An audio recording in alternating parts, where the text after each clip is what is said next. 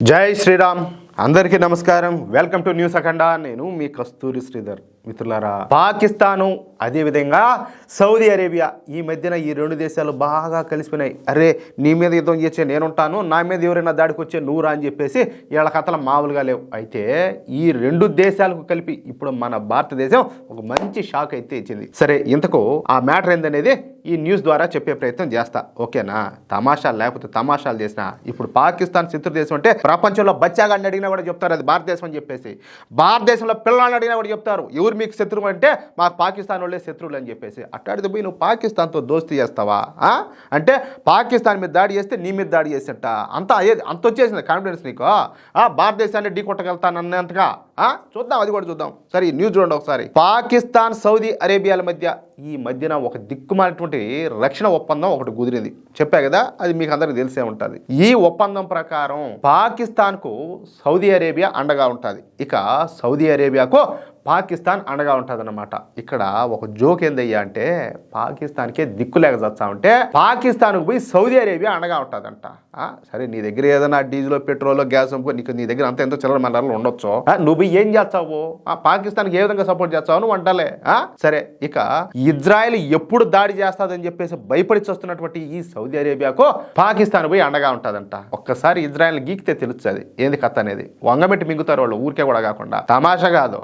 అంటే జోగి కదా రాసుకుంటే బూడిద రాలినట్టున్నది వీళ్ళ సమాసం, వీళ్ళ వ్యవహారం, వీళ్ళ రక్షణ ఒప్పందాలు. సరే, ఇంకా ఈ ఒప్పందం గురించి ఇరు దేశాల ప్రతినిధులు మాట్లాడతా పాకిస్తాను సౌదీ అరేబియాలు ఇప్పుడు ఒక బలమైనటువంటి శక్తిగా ఏర్పడినాయి. మా ఇరు దేశాలలో ఏ దేశం మీదైనా ఇతర దేశం దాడి చేస్తే మేము ఇద్దరం కలిసి ఆ దురాక్రమణ దేశాన్ని చీల్చి చండాడతామని మాట్లాడినారు. కాదులే, పాకిస్తాన్ ఎప్పుడైనా ఏ యుద్ధంలో అయినా గెలిచి ఉండదా?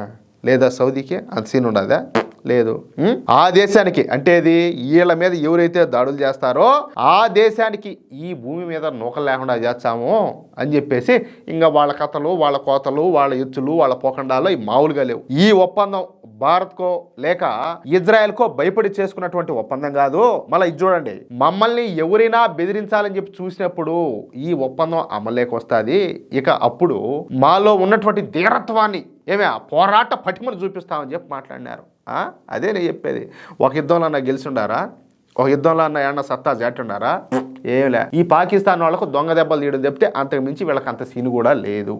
అంతేకాకుండా పాకిస్తాన్ అణ్వాయుధాలను సౌదీ అరేబియా కూడా ఉపయోగించుకోవచ్చు అంట. అసలు ఈ సావంతా ఎందుకంటే దానికోసమే, ఆ అణ్వాయుధాల కోసమే. అవి ఉపయోగపడతాయా, పేలవా అది అటు మాట పక్కన పెడితే వాటి కోసమే ఈ సావంతా కూడా. ఇందులో ఎటువంటి అభ్యంతరాలు కూడా లేవు.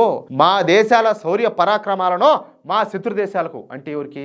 భారతదేశానికి, ఇంకోవైపు ఇజ్రాయెల్కు, వాటికి రుచి చూపిస్తామంట. ఈ పాకిస్తాను సౌదీ అరేబియా ప్రతినిధులు బాగా కథలైతే పడినారు. ఇక్కడ మీకు కొన్ని విషయాలు చెప్పాలా. పాకిస్తాన్ సైన్యం యొక్క పరిమాణం 6 లక్షలు. అయితే పాకిస్తాన్ ఇంతవరకు కూడా 4 యుద్ధాలు చేసింది. ఆ 4 యుద్ధాలు కూడా మన దేశంతోనే జరిగింది. సరే, వీటిలో ఏ ఒక్క యుద్ధంలో కూడా పాకిస్తాన్ అయితే గెలిచిందిలే. చెప్పా కదా, స్వాతంత్రం వచ్చిన తర్వాత జరిగినటువంటి మొదటి యుద్ధం నుంచి కార్గిల్ యుద్ధం వరకు అన్ని యుద్ధాల్లో కూడా పాకిస్తాన్ అయితే ఓడిపోయింది. వీళ్ళు గ్రౌండ్లో అయినా అంతే, లేకపోతే ఇది క్రికెట్లో అయినా అంతే. ఇలా బతుకు ఓటమి తప్పితే ఇలా గెలుపులు అనేవి వీళ్ళకు ఉండవు. సరే, ఓటమిని అంగీకరించి తలదించుకొని వెళ్ళిపోయింది. ఎక్కడ? ఆ 4 యుద్ధాల్లో కూడా. చివరికి మొన్న మధ్య జరిగినటువంటి ఆపరేషన్ సింధూర్లో 100 గంటలకే పాకిస్తాన్ మనకు లొంగిపోయి మనల్ని ప్రాణభిక్ష పెట్టమని చెప్పేసి శరణ వేడుకునింది. మీ జోలికి రామని చెప్పేసి 2 చేతులు ఎత్తి దండం పెట్టి ప్రాధేయపడినారు. అది పాకిస్తాన్ ఆర్మీ యొక్క చరిత్ర. అది వాళ్ళ ధీరత్వం, శూరత్వం, వాళ్ళ బలము, వాళ్ళ పరాక్రమం. అర్థమైందా? ఇక సౌదీ అరేబియా విషయానికి వద్దాం.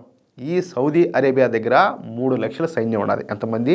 3 లక్షల సైన్యం. కానీ ఒక మాట, దీంట్లో మళ్ళా ఒక విషయం ఉన్నది. మళ్ళా ఈ సౌదీ అరేబియా ప్రతి సంవత్సరం తన సైన్యం మీద, అదేవిధంగా ఆయుధాల మీద దాదాపుగా 6 లక్షల కోట్ల రూపాయలను ఖర్చు పెడతా ఉంటుంది. అయితే సౌదీ అరేబియా సైన్యం మొత్తం కూడా సౌదీ అరేబియాది కాదు.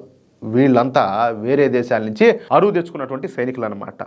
అర్థమవుతుందా? ఇప్పుడు సాఫ్ట్వేర్ ఉద్యోగాల కోసం మనోళ్ళు ఎట్లా విదేశాలకు పోతారో ఆ విధంగా ఈ సైనికులు ఈ సైన్యంలో చేరేదాన్ని కూడా కొంతమంది పోతారన్నమాట. వాళ్ళు ఇచ్చేటటువంటి ఆ డబ్బులు కాసిపడిపోయి. అంటే ప్రపంచంలో ఉన్నటువంటి ఇతరత్ర ముస్లిం దేశాల నుంచి రిక్రూట్ చేసుకోబడినటువంటి సైనికులు అనమాట. వాళ్ళంతా కూడా కేవలం సైన్యాధికారులు మాత్రమే సౌదీ అరేబియా వాళ్ళు ఉంటారు. గ్రౌండ్ లో యుద్ధం చేసే సైనికులు మాత్రం కిరాయి సైనికులు అనమాట. అర్థమవుతుందా? ఇక ఈ కిరాయి సైనికుల దేశము దేశభక్తి, దేశం కోసం పోరాటం చేయడం, అవసరమైతే ప్రాణత్యాగం చేయడం అనేటి సహజంగానే ఉండవు. అంతే కదా?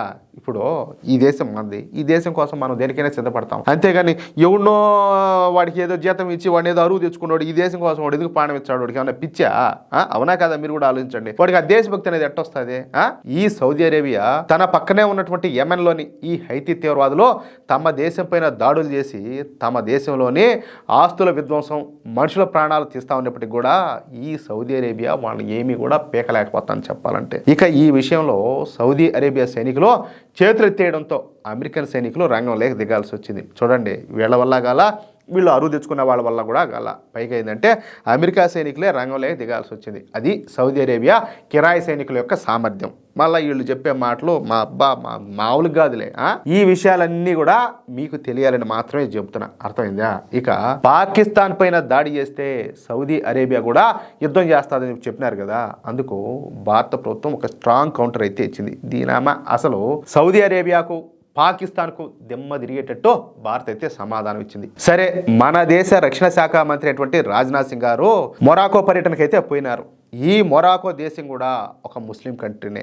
అయితే ఈ మొరాకో పర్యటనలో ఉన్నటువంటి రాజ్నాథ్ సింగ్ గారు ఒక మొరాకో టీవీ ఛానల్కు ఇంటర్వ్యూ ఇచ్చినారనమాట. ఎక్కడ? మొరాకోలో. ఇక ఆ ఇంటర్వ్యూలో ఆ జర్నలిస్టు ఆపరేషన్ సింధూర్ గురించి ప్రస్తావించింది. ఇక అందుకు సమాధానంగా మన రాజ్నాథ్ సింగ్ గారు మాట్లాడతా, నిజానికి ఆపరేషన్ సింధూర్ అనేది ఒక సైనిక చర్య కాదు, అది మా దేశ సామాజిక రాజకీయ సంకల్ప వ్యూహాత్మక బలానికి ప్రతీక. అది ఏమే, పాకిస్తాన్ ఒక తీవ్రవాద దేశం, అందుకే దానిని తగిన విధంగా మేమైతే శిక్షించినాం, అది మా హక్కు అంట రాజ్నాథ్ సింగ్ గారు స్పష్టం చేశారు. ఇక మళ్ళీ ఆ మొరాకో జర్నలిస్ట్ మాట్లాడతా, మరి పాకిస్తాను అదే విధంగా ఈ సౌదీ అరేబియా దేశాలు రక్షణ ఒప్పందం చేసుకునే కదా, మరి ఇప్పుడు కూడా మీరు పాకిస్తాన్ పైన దాడి చేస్తారా, చేయగలుగుతారా అని చెప్పి అడిగింది.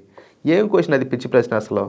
ఏం ప్రశ్న అంటాలే. సరే, ఇక దీనికి సమాధానంగా మన రాజ్నాథ్ సింగ్ గారు మాట్లాడతా, ఎవరితో సంబంధాలు పెట్టుకున్నా మాకు అనవసరం, మేము అందరి మంచిని కోరుకునేవాళ్ళం, మా దారికి గనక అడ్డొస్తే ఎవరినైనా కూడా తొక్కి పారేస్తాం. ఆపరేషన్ సింధూరంగా అయిపోలా. పాకిస్తాన్ ఏ మాత్రం అతి చేసినా ఆపరేషన్ సింధూర్ 2ను మళ్ళీ నిర్వహించి తీరుతాం. అవసరమైతే ఆపరేషన్ సింధూర్ 3ని కూడా మేము నిర్వహిస్తాం. అందులో ఎటువంటి సందేహం కూడా లే. మా దేశ ప్రజల భద్రత, అదేవిధంగా రక్షణ విషయంలో మేము ఎంత మాత్రం కూడా రాజీ పడే ప్రశ్నేలే. స్టిల్ ఇప్పుడు ఈ క్షణంలో కూడా మా భారత సైన్యం పాకిస్తాన్లో ఆపరేషన్ సింధూర్ 2ను నిర్వహించడానికి సర్వసన్నద్ధంగా ఉన్నది.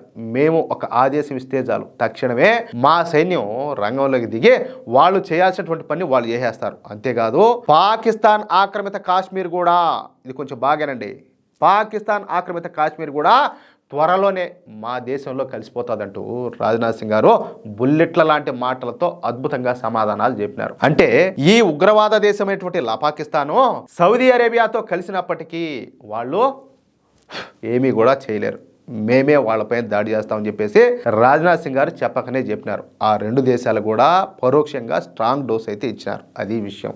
ఎట్లా న్యూస్ మిత్రులారా, ఈ న్యూస్ కనుక మీకు నచ్చినట్లయితే ఖచ్చితంగా ఈ న్యూస్ నలుగురికి షేర్ చేయండి. అలాగే ప్రతి ఒక్కరు కూడా మీ యొక్క అమూల్యమైనటువంటి అభిప్రాయాలను కామెంట్ రూపంలో తెలియజేయండి. ఇంకో విషయం ఏంటంటే, ఇంతవరకు మీరు గనక మన ఛానల్ను సబ్స్క్రైబ్ చేసుకున్నట్లయితే ప్రతి ఒక్కరు కూడా మన ఛానల్ను సబ్స్క్రైబ్ చేసుకోండి, సపోర్ట్ చేయండి ప్లీజ్. జై శ్రీరామ్, జై హింద్.